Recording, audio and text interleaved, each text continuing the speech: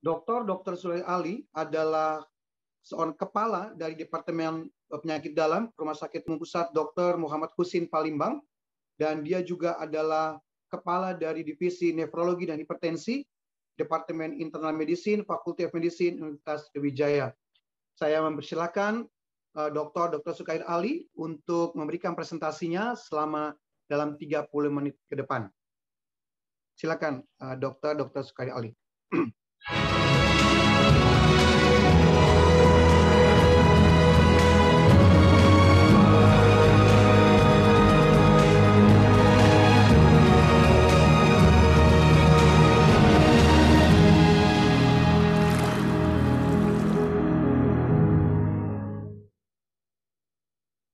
Baik, terima kasih Dr. Yusak. Assalamualaikum warahmatullahi wabarakatuh. Selamat siang kita semua dari pantai ini. Jadi alhamdulillah pandemi sudah hampir lewat.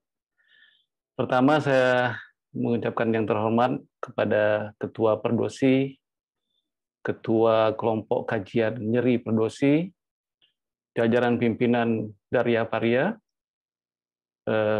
para pembicara dan moderator pada hari ini. Saya ingin mengucapkan terima kasih yang sebesar-besarnya kepada Ketua Kelompok Kajian Nyeri Perdosi dan Darya yang telah memberikan kesempatan kepada saya untuk ikut berdiskusi mengenai nyeri neuropatik ini. Betul kata moderator tadi, memang kadang-kadang tidak mudah kita mendiagnosis neuropati. Jadi dalam hal ini saya ingin berdiskusi tentang apa yang disebut sebagai uremic neuropathic pain yang terjadi pada penyakit ginjal kronik. Ini adalah judul saya, Uremic Neuropathic Pain in Chronic Kidney Disease. Kalau kita perhatikan, laju perkembangan penyakit ginjal kronik ini semakin lama semakin meningkat. Ini adalah proyeksi kita bahwa pada tahun 2020, tahun lalu, itu berjumlah sekitar 11 juta di dunia dan kemudian akan naik menjadi 12,5 juta. Demikian juga di Indonesia, perkembangannya sangat pesat. Tahun ini lebih kurang 100.000 pasien yang menjalani hemodialisis di berbagai kota di Indonesia. Kalau kita bicara tentang penyakit ginjal kronik, tentu kita mengerti bahwa banyak problem yang akan dialami oleh pasien tersebut. Di antaranya adalah keseimbangan cairan dan elektrolit, sodium, kemudian kalium, yang juga sangat penting adalah uremia, eritropoietin yang menyebabkan anemi, gangguan asam basa, gangguan vitamin D, dan terjadi biasanya yang kita sebut sebagai CKD-MBD.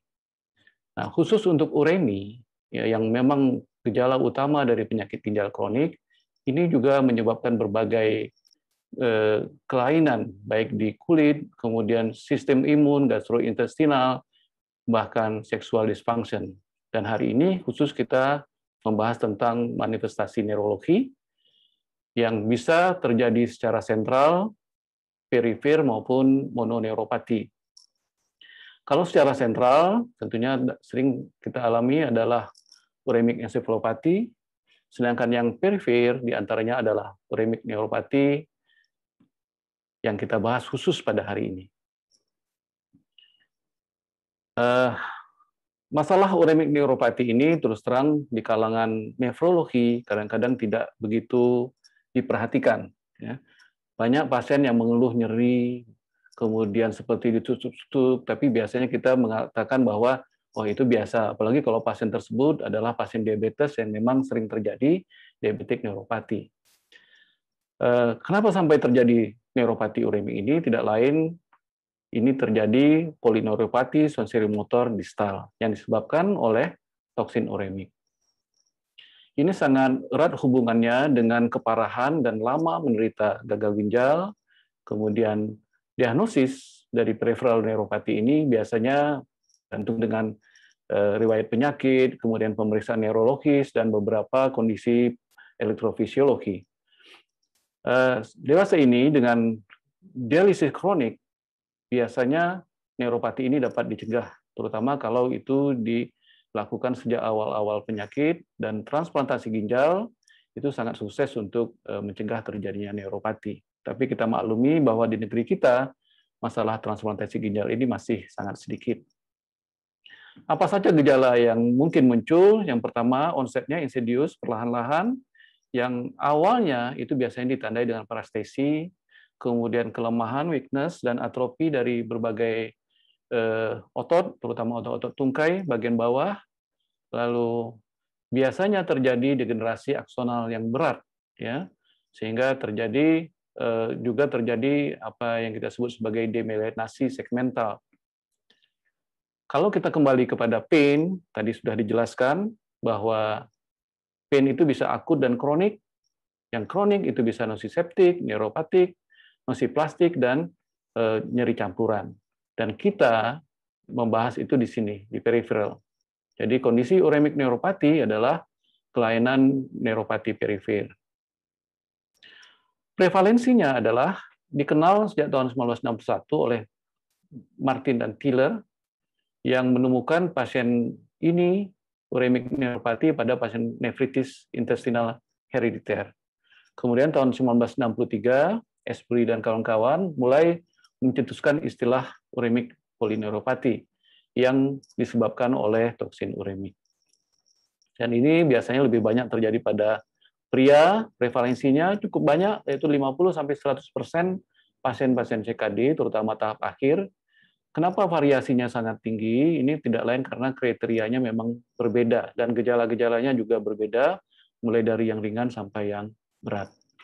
Kalau kita lihat sedikit bagaimana mekanisme terjadinya uremic neuropati ini selain dari uremic toksin juga dipengaruhi oleh berbagai kondisi, yaitu hiperkalemia, hiperfosfatemia yang banyak terjadi pada pasien CKD, dan juga biasanya terjadi peningkatan stres oksidatif. Kemudian bagaimana cara kita mendiagnosis uremic neuropati pada pasien-pasien CKD ini? Tentu yang pertama kita riwayat perjalanan penyakitnya. Ini adalah satu tulisan yang saya dapat dari Medscape, yaitu Pan dan kawan-kawan. Dia mengatakan bahwa awalnya itu dirasakan tingling dan prickling, ya, di ekstremitas bagian bawah. Kalau kita lihat tingling dan prickling ini adalah rasa geli dan rasa menusuk-nusuk di daerah ekstremitas. Kemudian ada parestesi yang terjadi pada awal-awal kejadian uremik. Kemudian ada juga peningkatan sensasi nyeri, ya, pada kondisi-kondisi yang awam. Dan juga terakhir biasanya terjadi kelemahan, weakness, dan atrofi yang mengikuti simptom-simptom sensori tadi. Yang kalau dia berat, itu terjadi 67% pada kasus-kasus uremic patient, yaitu terjadi muscle cramp dan restless leg syndrome. Ini kalau kondisinya sudah semakin berat. Nah, ini biasanya ya berkurang yang prickling dan itching ini kalau termasuk juga restless leg syndrome kalau setelah anggota geraknya itu digerakkan. Ini mungkin beberapa istilah yang harus kita ketahui tentang neuropathic pain ini. Dysphagia, yaitu perasaan sensasi yang kurang nyaman. Parestesi, yaitu abnormal sensasi, biasa rasa terbakar, kemudian rasa geli, tertusuk, kadang-kadang kesemutan. Allodynia, yaitu biasanya respon nyeri pada stimulus yang tidak nyeri, seperti pas dipegang kita terasa nyeri. Saya ingat ini biasanya terjadi pada neuropathic herpetic pain, hiperalgesia, peningkatan sensitivitas pain, dan hiperpatia. Ini kondisi-kondisi ini banyak terjadi pada uremic neuropathic pain. Selanjutnya, diagnosis kita selain setelah kita lakukan riwayat perjalanan penyakit, history, yang paling penting tentu kita konsulkan ke bagian neurologi untuk memeriksa apa yang disebut sebagai nerve conduction study, ya. Kemudian juga dilakukan pemeriksaan neurologis, dan bila perlu kadang-kadang dilakukan biopsi pada akson distal. Selain dari itu, karena sifat dari nyeri ini adalah subjektif, tidak jarang kita harus mengkonsultasikan ke bagian psikiatri atau psikolog, karena untuk memastikan apakah keluhan-keluhan subjektif itu memang betul-betul adanya.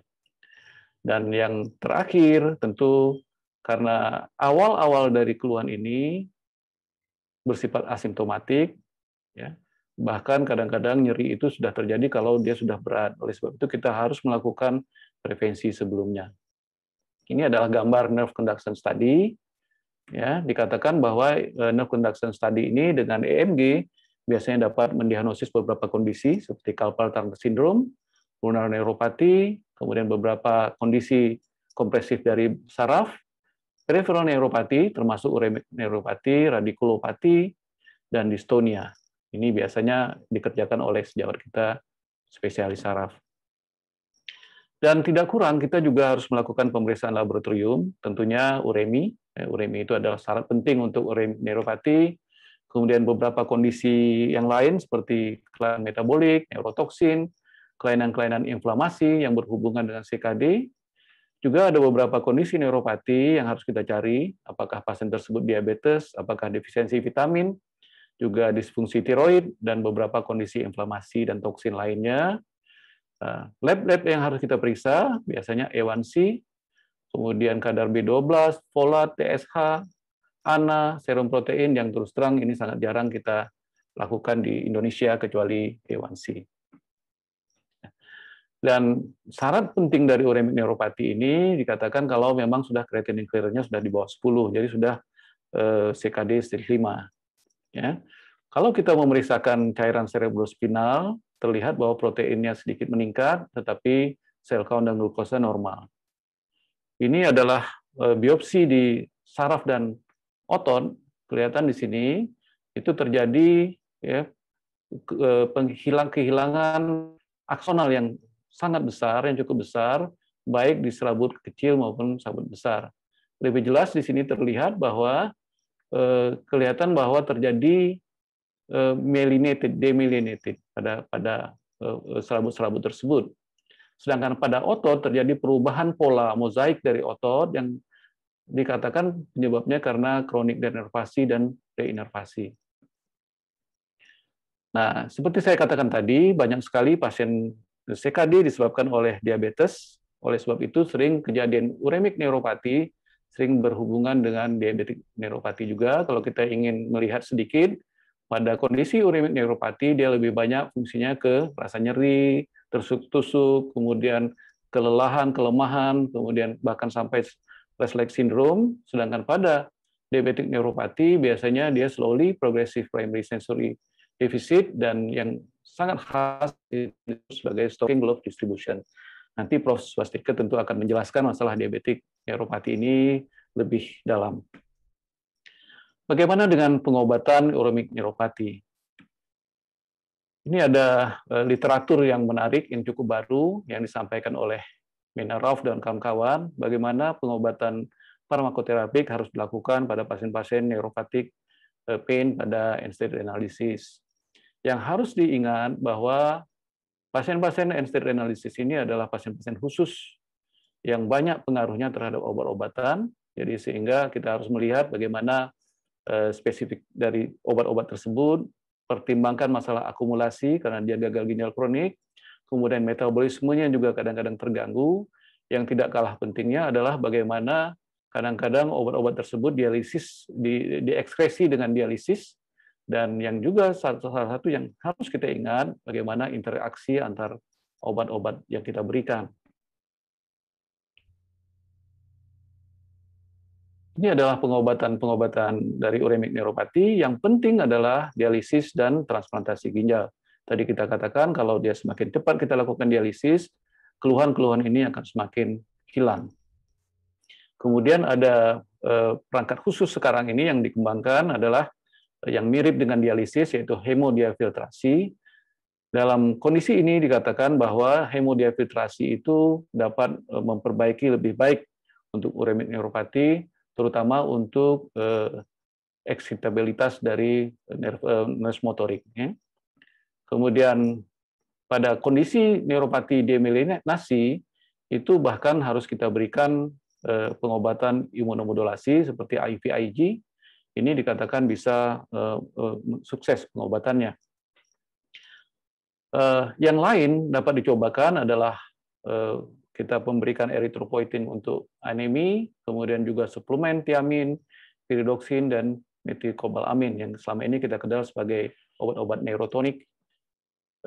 Kemudian yang juga tidak kalah pentingnya adalah kita harus membatasi intake potasium yang banyak terdapat pada buah-buahan segar, karena potasium hiperkalemi itu dikatakan merupakan salah satu patofisiologi dari uremic neuropati ini. Untuk pengobatan simptomatik yang sangat penting bagi pasien, terbukti bahwa pregabalin dan gabapentin itu dapat bermanfaat. Ya, yang cukup baik. Nanti kita lihat beberapa penelitian yang menjelaskan bagaimana pregabalin ini dapat menghilangkan simptomatik dari uremic neuropati. Ini adalah dosis dari pregabalin 75 mg selang sehari, alternate day, sehari sekali setelah postdialisis. Sedangkan gabapentin itu 300 mg sehari setelah dialisis. Jadi kenapa kita lakukan setelah dialisis? Karena biasanya ini pregabalin maupun gabapentin ini termasuk yang diekskresikan melalui hemodialisis. Jadi kalau kita berikan sebelum dialisis, maka dia akan terurai tereliminasi melalui hemodialisis. Ini adalah dosis untuk penyesuaian dengan fungsi ginjalnya.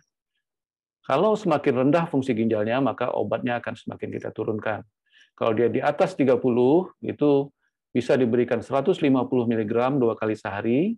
Kalau 15-30 ml, itu dosisnya adalah 150 mg selang sehari. Sedangkan kalau dia sudah di bawah 15 ml atau sudah melakukan hemodialisis, itu diberikan 75 mg selang sehari setelah dialisis diberikan. Demikian juga dengan gabapentin, terjadi penurunan dari 600, 300, 300, dan 300 selang sehari. Ini sedikit literatur mengenai pregabalin. Ya.